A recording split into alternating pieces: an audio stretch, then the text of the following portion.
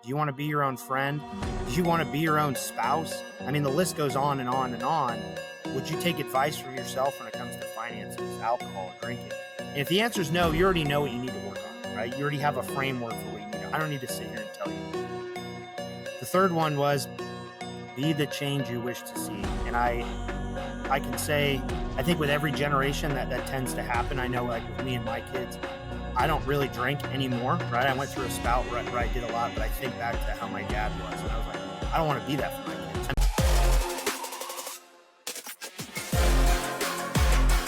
Chad Ballestrazze from Beyond the Trek. Welcome, brother. How you doing? Good, Denny. How are you? Doing well, man. I love connecting with folks that are in the same mindset, trying to do big things. And you and your team are doing some awesome stuff. So today, man, I want to explore not only what you're doing, but your journey, man, from all the way from where it all began, dude, like pre-military. Yeah, well, first, I appreciate the opportunity. And I always like to tell people, especially when I've been honored to come on to a couple podcasts and tell people that they'll listen to shows like yours or look at followers and listen to the caliber of people that you have on. And they feel like these things are completely out of reach.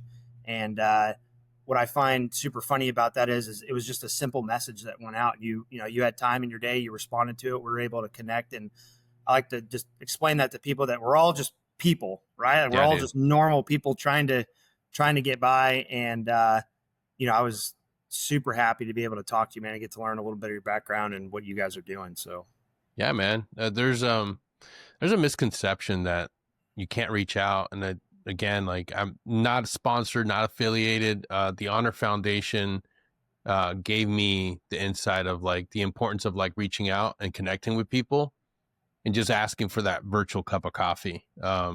I've yet to be turned down by somebody to sit down and like get some insight as to like how to do this entrepreneur thing or how to like gain some insight on how to like do a conference, all these things that, you start thinking about that you want to do in life. There's somebody out there that has a game plan, that has an outline, some cheat codes to you. Just be willing to reach out, dude. And I have, like I said, like I've reached out to a lot of fucking people and nobody's ever like, well, there's been a few, cool guys that are like, I'm a little bit too busy. And hey, that's very rare. Like if I literally have reached out, cold emailed, reached out on LinkedIn, or got connected by a friend of a friend, and then like it's in the number of hundreds now. And out of those 100, there's only honestly like one that sticks out. Like I take everything with a grain of salt, but one person who's a fucking douche. I won't name them, but they're like a pretty well-known creator in the space, a veteran. And they gave me the cold shoulder, like, I'm a little bit too busy being fucking cool. I'm just too cool, man. I can't do it. But I think that the thing that really stuck with me was like my mentor through the Honor Foundation was like, dude, don't be afraid or be scared of a no. Like reach out to people. And one of the first people that I got like a solid no, but it was really quick and like personal, was I reached out to Ice-T. I reached out to him because he was a veteran. I wanted to hear his story. And I was like, I forget how I got the fucking email to begin with. But I reached out to him and it was like almost within like 30 minutes, got an email back. And it wasn't like a quick no. It was like, hey, man, I appreciate it. But yeah, no, that's a part of my life I don't really want to dive into, but I appreciate it. And I was like, holy shit, I got a no from Ice-T. So yeah, still pretty pumped about it. It's someday I'll print it out and I'll frame it and I'll put it on my wall. But yeah, man, like more often than not, even if it's a no, it'll be fucking, it won't be like a hurtful, like, fuck you. No, there's something you said last time we spoke and it resonated hard with me. And I've told it to multiple people and I throw your name out there every time I say it. I'm like, hey man, this came from Denny. It didn't come from me. Thank you. Yeah. Like I tell him, I'm like, so when we were talking, you said, hey, the team room is bigger on the outside. Yeah. And that stuck with me. And I was like, man, he's so right. Like, right. Cause it's hard for me, right. Cause I'm institutionalized. I've been doing this for almost 20 years. It's like, this pot of people seems very big, but it's really that small. Yeah. and it goes back to what you said, man. How many people are you going to reach out to? Like the team room's really bigger on the outside. And I always go, hey man, I got this really cool saying, came from Denny over at Security Halt. Just so you know. Yeah, man. But So, dude, like, how did you come up with your concept and what you guys are doing now? so I think a lot of it drives from how I was raised. So I grew up, I like to think it wasn't a terrible childhood, right? I had mom and dad. They ended up getting a divorce.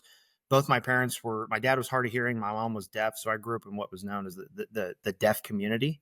So that can go one of two ways, right? Some people adapt really well to that when they have a disability, just like any disability, Yeah. right? And then others, they use it as a hindrance. And it's because like when you lose a sense, especially your hearing, right, you tend to pick up on the other ones. And the one that typically gets picked up on is body language. So if you say things, if you're moving your hands, like I talk with my hands all the time because I did sign language growing up. And, but if you say a thing, you move your shoulders a certain way, it can be taken out of context. So I kind of grew up in like that, in that space. And my dad was an alcoholic, and he was allergic to alcohol. So when he drank, it was never like, hey, I'm just going to have one drink. And wine was always his choice. So it was always going to be a bottle or two. And you never knew, because he was allergic to it, you never knew what you were going to get, right? You could get, it would flip. One minute it'd be really happy, next minute it would be, angry.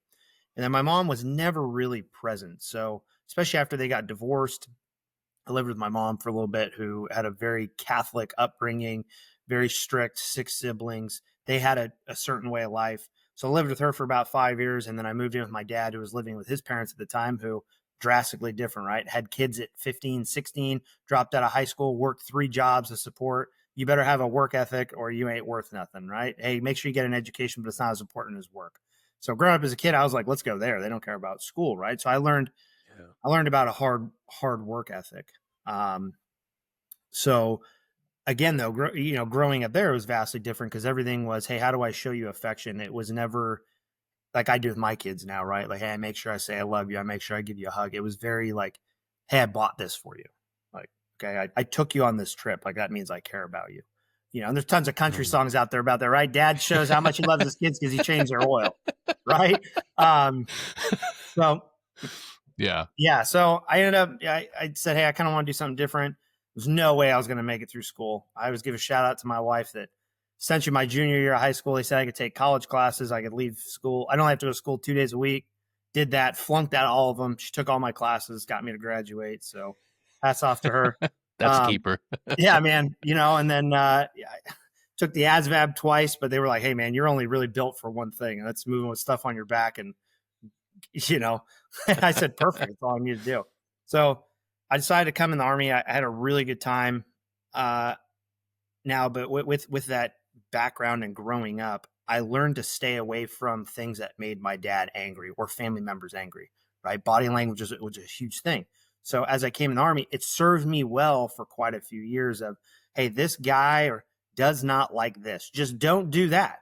Do what he likes, right? And you seem like you're high speed, right? Yeah. Which looking back at now, I was like, God, dude, what? I could have been so much more better, right? If I had a little bit more mentorship. So I carried that with me. And I rode a high for a very long time because I did those things and I ran into the right people.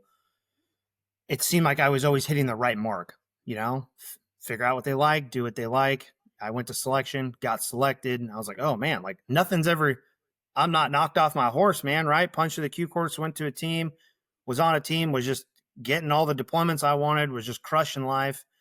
And I decided to go green to gold. I had a buddy that talked me into it.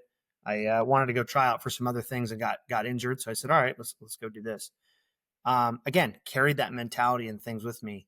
And I always like to tell this story because as I was going through this program, my grandmother ended up passing away, my dad's mom, who was like a huge, huge influence on me, right? And so I started to carry a lot of that. And this is where it really goes into what you said about the team room's bigger on the outside. Because I'd been crushing it for so long. And then I go to green to gold and I'm like, man, what a great break, right? This is going to be great. Like I'm away from everything. Until I was around a bunch of kids that weren't in the Army, right? Yep. They weren't in the Army. I was removed from the text chains, the emails, the team goes on, the guys go on. right? And you're like, oh, it won't be like that. It will be like that. Oh, it So, do be like that. no, it do be like that, you know? It do be like that. And nothing against them, right? Like they got stuff to do.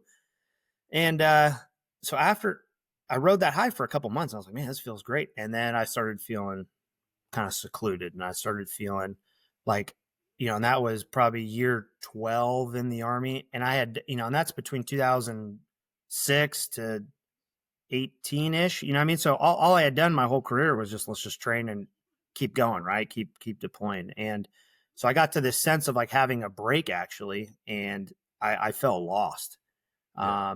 So I found any opportunity I could, and I finagled the deal to go serve in a position in Europe during a summer rotation, which actually ended up being with like an old ops sergeant major that I had. And to my wife, she was like, "Why are you doing this?" And I was like, "Oh, it's an opportunity." But looking back at it now, I was like, I was trying to seek, feel that sense of feeling again or purpose. And so I went and did that. And this is kind of where it all came crashing down is a former medic of mine OD'd, right, and ended up killing himself. An old teammate that I had right before I went to selection, the only wedding I've gone to in the Army, and that's just because it was convenient to go to, right? It was right there. He ended up getting out, and him and his wife were going through some difficulties, and he ended up murdering her in an apartment parking lot. Oh, geez. And is there anything you could have done about that? No, right? Like there's not. But when you get removed from everything, you feel like, man, why couldn't these guys reach out? Why wasn't I able, but it's reciprocal. I wasn't reaching out to them either. And just, I think everything else started piling on, right? I was back away from home again. My wife was wondering like, what the hell, why are you in Europe doing this thing when, you should just be in school hanging out for summer. And then really the cherry on top was one of the guys I had known I was with in the Army. He was serving in Europe, and I could tell he was drinking a lot, right? And one day he just didn't come to work, and I get a phone call from the sergeant major that's there. He's like, "Hey man, we got to go pick him up, and we're not going to like a U.S. hospital. We're going to like the German crazy ward." No, and I was like, "Yeah, right." And like, if you go there, it ain't, you know what I mean? Yeah. And I was like, "Man, why did this guy reach out?" Like I was sitting right next to him. Why wasn't I doing these things? So for the remainder of the time I was there, probably another 2.5 months, he ended up staying with me. And they have what they call the USA Career Starter Loan when you're getting ready to commission. And it's like less than 1% interest rate. You can get like 30 grand on it. And prior to coming green to gold, my wife and I had gone to a Dave Ramsey seminar. I was like, man, I should do that, but I'll do that when I get promoted. You know what I mean? Like, hey, all the pro pay, I'll take care of it. When I get my bump, and the tale is old as time. So I was with a bunch of other guys that I had been on teams with and everything else, and they're there. And I had a couple of guys who were in green to gold. They were out of here, out of Campbell, right? The typical tradition. They're just going to step across the street and then come back. And they're like, hey man, don't worry about it. We signed our own paperwork. And I tell this story. It's like, it's not my only failure, but this is where everything kind of came to light for me. So I was like, man, this just doesn't feel right, but I'm going to sign it, right? So I signed this paperwork, submitted it, and it got kicked back. And they're like, hey, something's not right, your date. And I was like, I probably shouldn't do this. And I was telling myself, hey, that's okay. Like, I'll get this.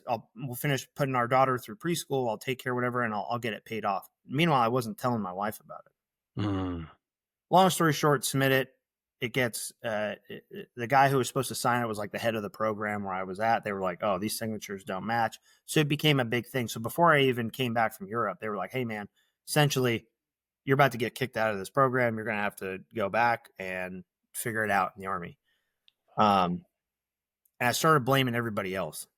And I was like, oh, well, I had emailed you guys. Nobody got a hold of me. Nobody cared.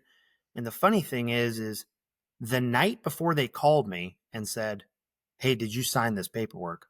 The head of the program sent me a social media message. And he was like, how are you doing? And I look back at that now and I'm like, that was the ticket, right? That was like him saying, hey man, I want to check on you, because he was like, how are you doing? How's the family? So anyway, I come back, man. And again, right, I'm back around these kids that aren't in the Army. They had a unit shirt that they wore. They made me wear a gray Army PT shirt, and they blasted me. everywhere. Hey, look at this guy who's active duty, came from soft, can't even do the basics. He's about to get kicked out of this program. Meanwhile, the thing that hurt the most was my wife was like, why didn't you even talk to me about it? Why didn't you even tell me? And again, man, everything that I expected from other people, right? Why didn't you reach out when you were in trouble? It was a pride thing to them. And it ended up becoming the same thing to me. So it ended up really, really moving through that and started calling people. And that was the hardest thing, was having to retell that story is to all these people that I had served with. And they all came to bat for me. All of them. They said, hey, man, we're going to come to bat for you one time and one time only. So you better make this one count. And again, it's not my biggest failure that I've ever had, but everything was like put out on full display, and it made me stand up in front of people that were getting ready to come into the Army. It made me come in front of my kids, my wife, the people that I had bid with that you look invincible to, right? When you're just crushing it. Man, it all came to a head to a point they had to make their decision. And this guy calls me in his office, the head of the program, this lieutenant colonel. He grabs my packet and he's like, hey man, there's something about you that I believe in. And he threw it in the trash. And he's like, you better like keep it square the entire time you're here. Otherwise I'm going to cook you. And I was like, okay. And for the first time in a long time, not that it was like direct mentorship, but I couldn't evade. I can just do what this guy likes, right? Like I couldn't evade that. Everything was on full display. You got called out, and I couldn't ride success anymore. So I had somebody that actually believed in me, and all these guys that came to bat for me, that wrote all these letters of recommendation. I mean, it showed me like, all right, man, you have an opportunity. You need to be able to change it. So I leave there. I go back to the big Army for a very short amount of time.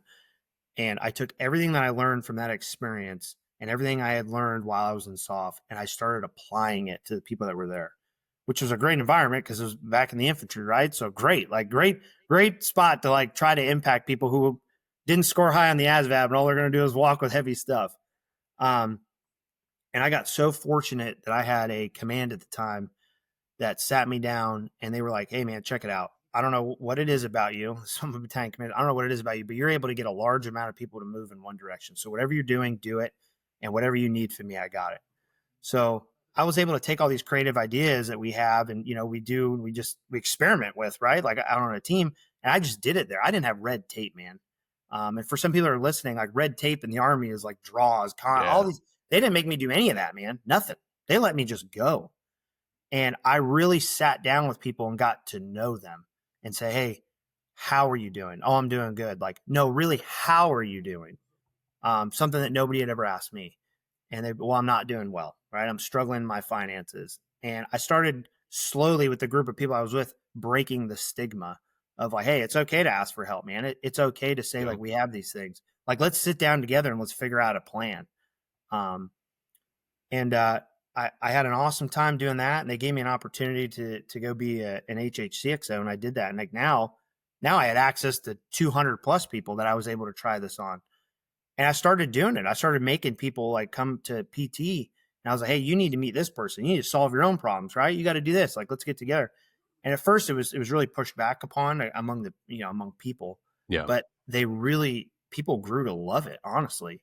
And again, I had no red tape. So these guys' dream was like, oh, we can go swim in a lake, right? Like, I know some people that aren't in the military listen to this and like, well, that doesn't seem like it's a big deal. Well, for the Army, the conventional Army, it's a big deal to do a lot of that, right? So bringing those ideas and getting them to connect and grow and talk and start building like fellowship was huge. And I think that's where this whole idea was born. And I sat down one day, this is probably like a month into, being an XO. And I said, this commander I had came from regiment. He was another guy. I was like, hey man, I don't know what you're doing. And it was crazy to hear people say, it's like, I don't know what you're doing, but whatever you're doing, it's working. So I'm going to give you the floor today. And I kind of want you to like tell people why you're doing what you're doing, Yeah. So I sat down for a minute and I wrote out these 5 phrases that I've essentially carried with me to really build this organization out. And I sat down, I looked back at my childhood. I looked at, the failures, the successes I had. I said, what are 5 things that I wish I would have known right off the rip? And the first one was attitude. Attitude's everything, right? And I tell people all the time, like, hey, you always have at least in a military sense, you always have a sour taste in your mouth before you do something. And then when you get done, you realize it wasn't as bad as you thought. So try to look at everything, every aspect with that, right? Whatever you're dealing with in your life, try to have a positive attitude, try and change the outcome of it if you can, right? The second one sounds cheesy is, hey, be the leader you would follow. And I say that to people and they go, oh yeah, okay. And I'm like, hey man, just pull out your iPhone, go in the mirror and ask yourself these questions. Would you want to be your own dad? Do you want to be your own friend? Do you want to be your own spouse? I mean, the list goes on and on and on. Would you take advice from yourself when it comes to finances, alcohol, drinking? And if the answer is no, you already know what you need to work on, right? You already have a framework for what you need. I don't need to sit here and tell you. The third one was be the change you wish to see. And I can say, I think with every generation that tends to happen. I know like with me and my kids, I don't really drink anymore, right? I went through a spout where I did a lot, but I think back to how my dad was. And I was like, I don't want to be that for my kids. So I'm consistently making the choice each and every day to be a change that I want to see in myself, that I want them to grow up and be proud of, that I would want to be the dad that I'd want to follow, be at the games, be present with them there. Then the fourth thing is find something hard to do every day. And I don't mean, well, I got to get up and I got to go run 20 miles. I got to go lift the heaviest weight. Sometimes just getting up is hard for people. Just putting your feet on the ground and rolling out of bed. But find something hard, whether that's spiritually to sit down and take time and read. Maybe that's 15 minutes, whatever it is to that individual. Find it. It'll make you better for it, right? It'll start building that resilience in your life and give you a purpose.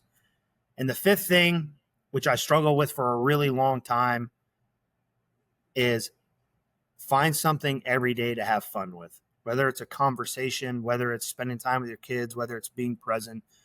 And man, I said that to a group of people, and a lot of the younger kids, right, were like, oh yeah, okay.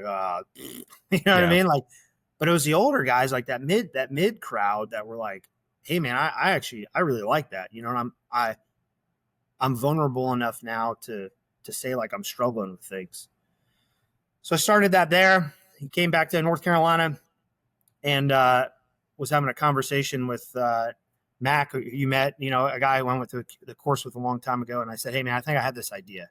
I'm going to go ahead and I want to do it. And originally it was very physically fitness based, and it is completely transformed from there now to really teaching people like, hey, what is your capability versus capacity?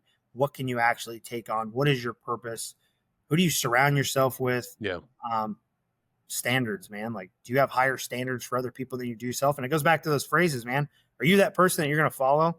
And again, I say it's cheesy to some people, it might be, but I constantly think of those 5 things every day when I go home and I decide to pick up my phone and either answer a text from somebody or, want to look at a video they sent me. And I got 2 little ones that are looking at me and I go, this isn't as important as it should be right now, right? Like would I want my dad to spend time with me?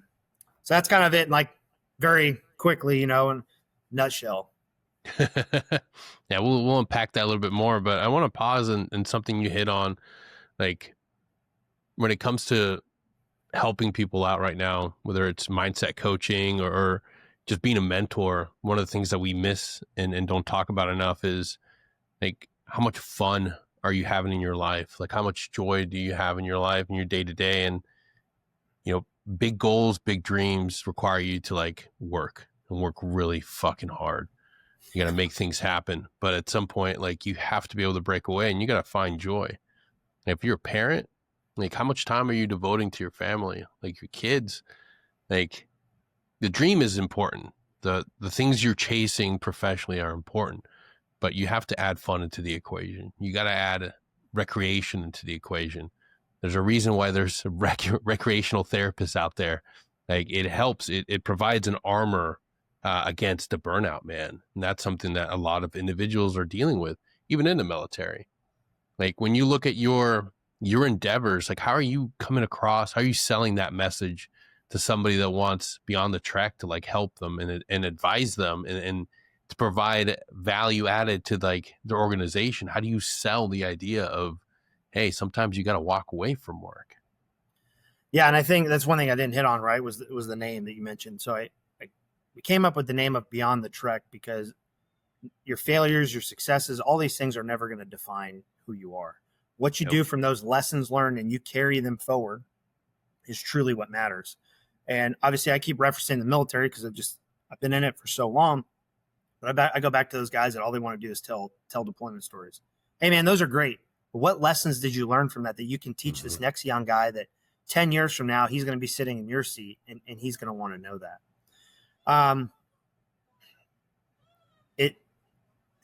It's hard, man. Like the messaging thing is something I'm struggling with now, right? I'm only a little over a year into this.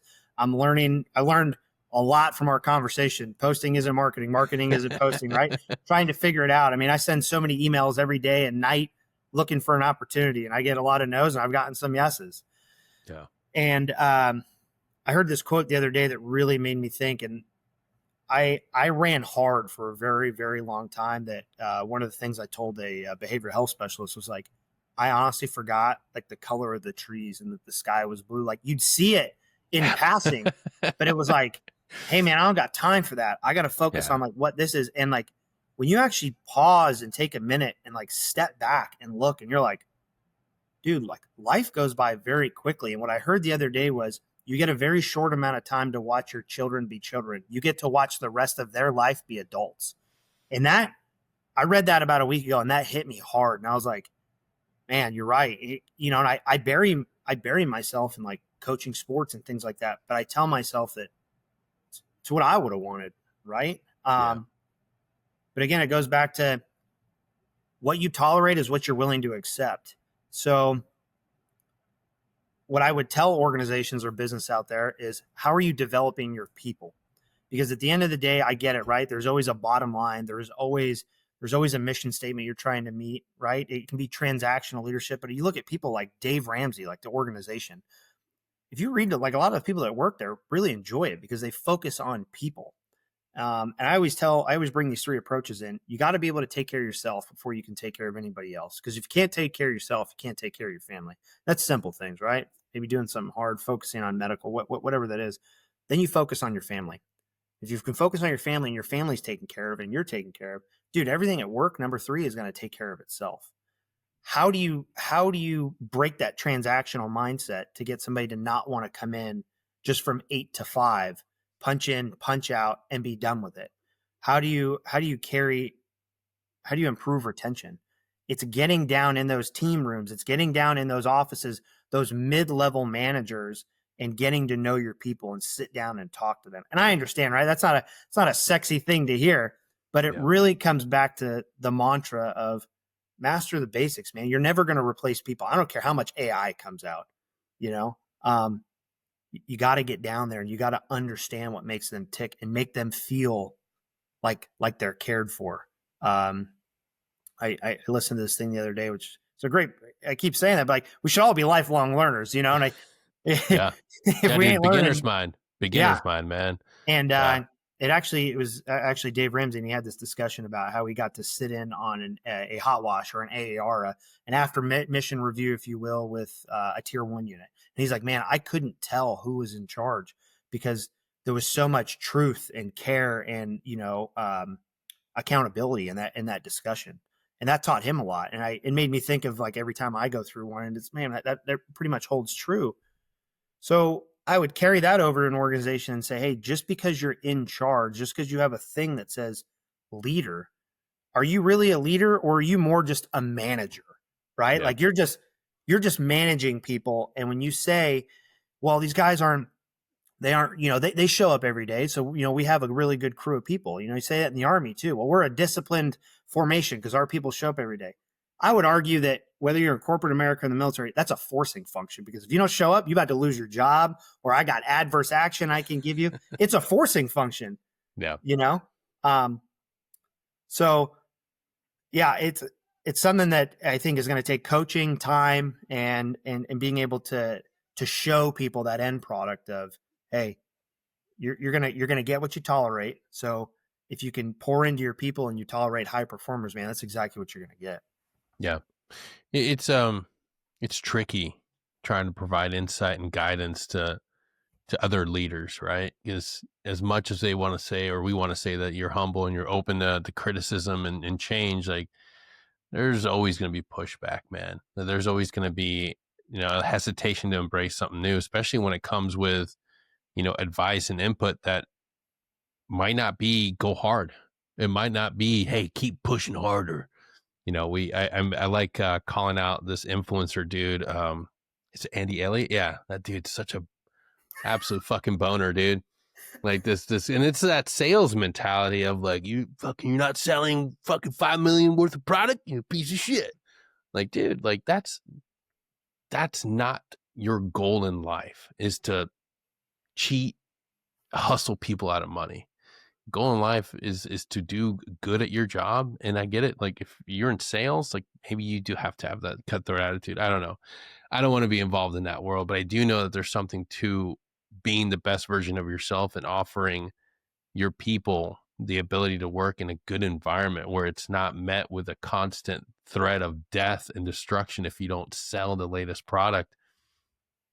But I constantly go back to like this idea that like you have to promote aggressive and hard structured, rigid timelines. Like, dude, a lot of times what people need to hear is that you can't have balance in life. Like, how do you optimize the ability to just breathe? No, that's not a thing. Like, you just need to tell people to be present, be focused on today, be focused on your mission, and like be okay with walking away when it's time to walk away, which is something nobody ever told us in the fucking military. Like, shit has to stay in the team room. Go home. Like, you're going to be more productive if you understand the importance and value of walking away from your project. Like if you're working in a creative endeavor, like anything like what we're doing, dude, you need time away from the desk, from the computer, in order to come up with your next great idea. It's not going to happen while you're fucking staring at deadlines. It's not going to happen while you're reading and writing emails all freaking afternoon long. They say it all the time. Some days 70% is your 100%. Some days 65 is your absolute best. And you have to be able to get to that mentality where it's like, okay, this is what I'm able to do today. But how do you sell that to people? It's hard. Like I struggle with it myself. 100%, right? And I would argue with people too that, hey, we need to look at success isn't built off of how much time you give a product, right? It should be product. Dude. It should be product. It should be product completed. Yeah, just because this guy did it in 10 minutes and it meets your expectations or exceeds them, but this guy gave it 3 hours. You're like, man, he really tried. All right, man. Well, there's no A for trying here, right? That just means he stayed longer. But I think it goes back to culture.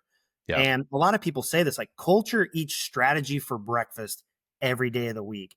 And the NFL, this is like the greatest example of it. You look at teams that are just hogwash, right? Like, yeah, they're like, oh, well, they're not building quick enough. They're not moving quick enough. Yeah, like they get in a rebuilding phase, and then they have 2 or 3 seasons where they suck, but they're starting to grow. And then what? Then they come out on top, and then they just, I mean, look at the Chiefs, man. Like, they just crush. Or like, I use the Broncos. They were terrible. Last year they had a good season. Look, and it's because it takes time. You're not going to immediately see a culture shift. Like, yeah, people got to buy into it. And newsflash to organizations, I've talked to one, like, if people don't buy in, they're not going to care. And you can say as much as you want, like, well, they got to abide by us and they got to conform to us. Well, if all your people leave because you can't talk to people, you don't have a business anymore. Yeah. Yeah, man, that is so true. I can't remember what team. It's the offensive coordinator that came in. I forget, but he was talking. It's like, look, you have to buy in and understand my system, and it's going to take multiple seasons, but I'm going to give you a finished product that you're at the end of this stage, like just a linear timeline. And he had it all planned out. It's like, you let me implement this, and I'm going to give you the best friggin' offensive line, and you're going to see it. Like, you're not going to understand it, but you're not going to understand my methodology, but by this year, you're going to see it. And sure enough, like, let people implement the systems that they know are going to produce the desired product, and trust them, give faith and trust, just like, your commanders and your officers above you gave you the leeway and gave you the pathway to success to implement what you knew was going to work. Like, when you trust the people you empower to do what they're good at, like, you're going to have that result. It might not be when you want it, like tomorrow, but trust the systems, man. I've seen that so many times where it's like, no, this is the way we've done it before. So obviously it's not working. It's obviously not giving you what you need. So trust this person, trust the person you've entrusted in this position. Yeah. Yeah. Don't worry about evals. Don't worry about if the boss says, hey, you got to have so much turnover in X amount of days. Take care of the people. let the people take care of their family, and work will take care of itself. Because Yeah. if you can pour into them, man, and you need, right, you need 100% for a couple days, and they know you're going to stand right there with them and do it. Dude, they're going to give you your all. And I think that's one component when this thing all started out was a very physical portion, right? Which I still have built out. And I mean, there's a lot of great organizations out there that do these things. But what I think is completely different here is given the opportunity, and a great example would be Bellarmine University. We got the opportunity to go to Bellarmine University and talk to a D1 wrestling team, phenomenal kids. And the coach was like, hey, man, let's go ahead and whatever workout you got, whatever you can put together with them, like, let's put them through it. And what makes us different from everybody else that I have seen in my experience, right? And I don't know everybody that's out there, is everything I ask you to do, I'm doing it right there with you, right? Yeah. The team captain doesn't get a pass. The CEO doesn't get a pass. If I'm asking you to be at the breach point, if I'm asking you to be at a point of friction, if I'm saying, hey, this sales team has got to grind it out, instead of just yelling at the manager and the manager turning around and yelling at somebody else, does the manager know what he's doing? Because if he's not, then I expect the CEO or whoever to stand there, and you'll watch how much harder people will push. I mean, these kids were in wicked shape, man. I mean, they ran circles around us. But the feedback we got before we even went into the discussion was, especially the kids that were in ROTC there, they were like, I've never had anybody that did this with me, right? They stood on the sideline with their cup of coffee, and they're like, that made me want to do more. And I'm like, that's nothing special, man. I don't got to be out here killing myself, but I'm going to show you, like, hey, I'm asking you to move these pieces of equipment and work as a team. I'm going to be right there with you, man. Yeah. Right. And it speaks volume when you can just be there with people. Absolutely, man. That's a great approach to this, man. Like if you're building something that's for empowering and building up an organization, and you build them a product and you bring them a presentation, like, if it doesn't involve some sort of like unit cohesion, some sort of like doing something hard, man, it's always made us better. Doing something hard together. I think that's an attribute that's needed in all these programs, but I don't think at least I haven't seen enough programs integrate that. I think it's part of like buy-in culture. We're all going to do this. It's going to suck, but it's going to make us closer and better together. When you look forward to the next few years of Beyond the Trek, like, what do you guys have on deck? How is the program going to evolve, and what's next for you guys? Good question. So I'm trying to figure out how to market, right, with the time I do have, and I am one thing that's awesome on the horizon right now is I've been working with a company, 27th Response, who I met through a shooting competition out here that we went ahead and did. John DeCourcy, and he's a former New York City hostage rescue team member. Decided to walk away from the profession, and he wanted to pursue something else. And so anyway, he lives in Georgia now, and he teaches firearm tactics, CQB, active shooter. And so we've decided to come together and put a course together in June, which would be the first one that we've done. This is going to be part one. We're going to have 2 parts of it. Nice. And it's going to combine mindset training, right? Holistic approaches between physical, mental, emotional, right? And we can talk about spiritual fitness if people want to do that. But we're combining all that with a classroom portion. Then this will be a 3-day course. So day 1 will be classroom. Day 2 is going to be flat range stuff. So he's going to go out there, teach them, hey, some manipulations of pistol, rifle. And then day 3, we're putting it all together. Let me backtrack here. I got one of the guys on the team, Ken Reed, who's former special operations medic. So he's going to go out there. He's going to teach them just some quick combat casualty care. Hey, how do you guys pack a bag for your car? How do you do certain things? And then day 3 is going to put everything together. They're going to get 3 field training exercises, right? That's going to be CQB, active shooter. I'm going to put some role players out there. They're all going to be winnable scenarios, but it's going to be things that you are going to see out there. Hey, you're going to run up to the house, right? Hey, there's probably somebody's going to have a phone out there screaming at you, videoing something you're probably going to see now, right? Because people would rather tell you to go in there and do it. We're going to provide them with unit solution rifles, all their ammunition, everything that they're going to need. They're going to go in there as a team. They're going to work through this. They're going to apply the medical things that they saw, right? This isn't an Army FTX, if you will. It's very catered to the civilian world. But the most important thing outside of the training is giving you exposure to trauma. And at the end of it, we are going to do a hot wash with every single individual, and we're going to talk through it. What did you see? What bothered you? Did it trigger anything from before? let's break the stigma. Like, hey, I'm just going to throw it in my rucksack and I'll deal with it later. No, man, because we're not going to drink out here. So good. Let's talk about it. What bothered you? Well, man, it was traumatic seeing a person run through the house like that. Okay. Where do we need to go to get help? And I hope that building out this course, we're going to have one night where it's going to be an open fireside chat for people to get to know. Everything's provided for them, food and everything. And I hope what this is going to do is these individuals are going to be able to go back to their communities. Hopefully, if we get anybody that's in law enforcement, EMS, they can go back and when they see those traumatic situations, say like, all right, guys, come here. I get it. This isn't all foo-foo, fa-fa. Like, we don't need to act like we're hard. But, like, do you need help right now? And not like, oh, no, I'm good. Okay, no. Do you actually need help? No. And hopefully change that stigma. And that's just one piece of it. I'm also hoping in the next 2 years-ish that we'll get the opportunity to start working our way into corporate America and start talking about the things that we've talked about, giving organizations a sense of purpose with their people and like not just focus on the piece of equipment. Like the mind is a piece of equipment. Yeah. Right. The humans are more important than hardware. How do we add that in there?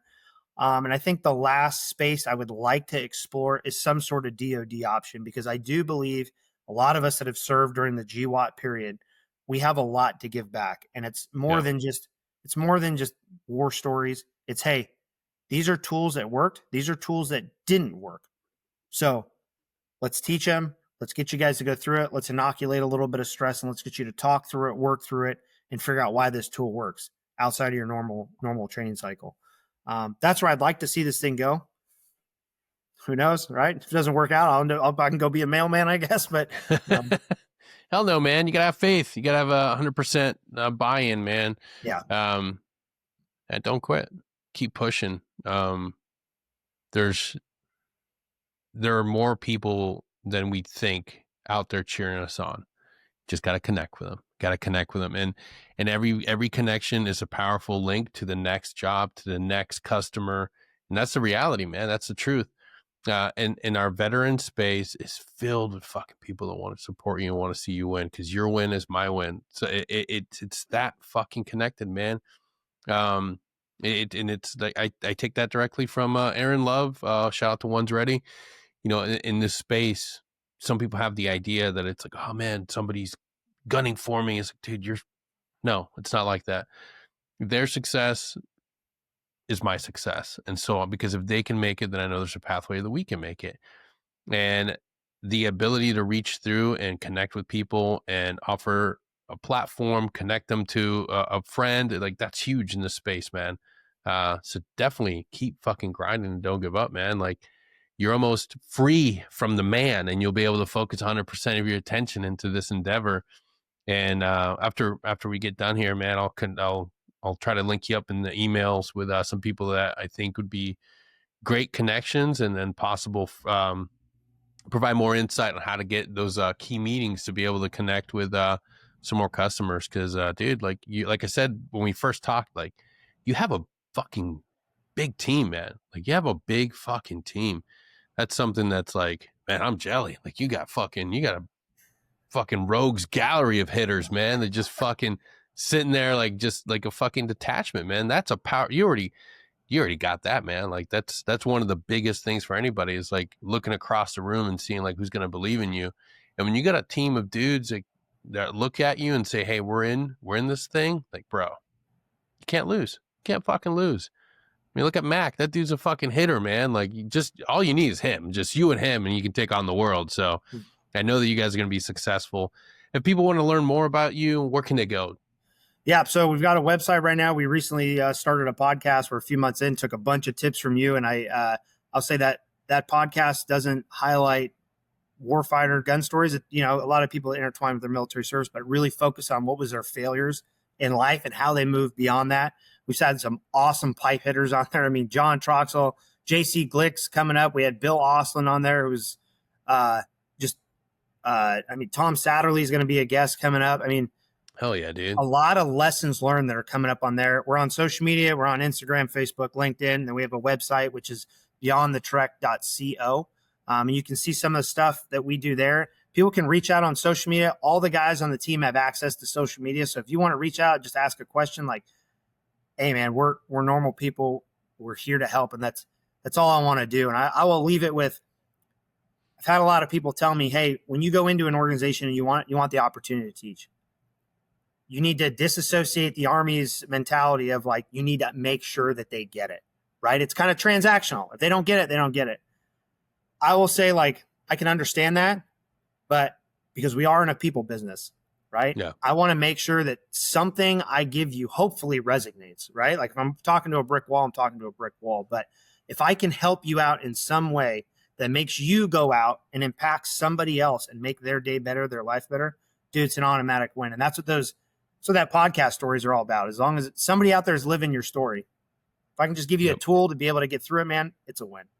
Hell yeah, man. That's a powerful, medium right there, a podcast, and you're using it for a great purpose, man. So I know it's going to be successful. If you guys are listening, go ahead to the pause, go to the episode description. All those links are going to be right there. Head on over to Spotify, YouTube, Apple Podcasts. Give their podcast a listen. Give them a 5-star review, and leave some words in the comments. Help the algorithm boost your stuff to more people. I know they would appreciate it. I'd appreciate it too. And then while you're at it, do the same thing for Security Halt. Give us a like, a follow, a share. Go to the comment section, write anything in there. I don't care. Dildo, fuck weed, whatever you want. As long as you put it in there, I'll see it and it'll make my day and I'll be happy. And I appreciate you for tuning in and listening.